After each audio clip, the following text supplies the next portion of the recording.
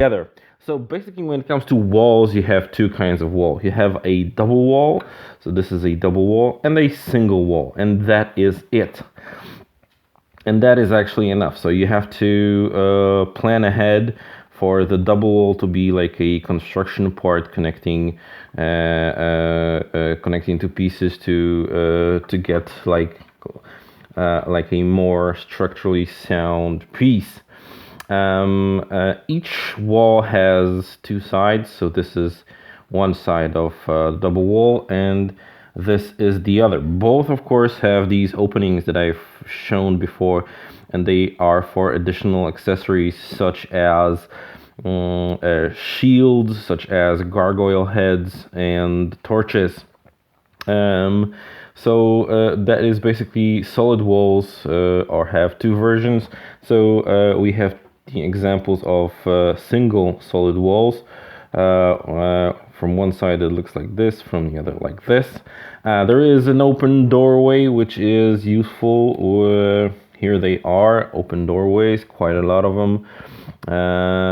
And when it comes to the floors, so when it comes to the floors, you have three kinds of floors. You have a double floor, and a single floor, and a floor with a grate like this, with a so all the blood from this dungeon can be washed away.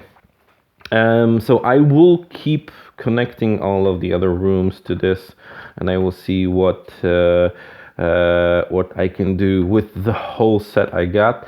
But I have to mention that I ran into some trouble together with along the way, because these parts, these connectors that are supposed to be the outside thing, that don't come out and don't allow a second element to be attached, there were not enough of these, and I had to use the ones that were supplied with the torture chamber set, and even that was not enough with this, because at the end I had to use the connectors that connect to other floorboards, floor tiles.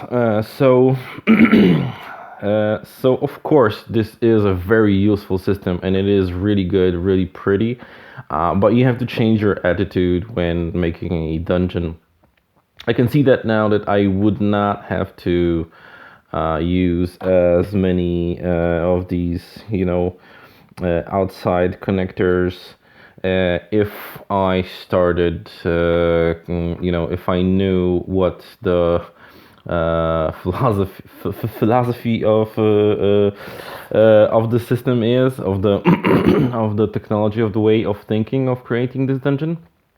So I will keep connecting all of this together to see how much I can squeeze out of it.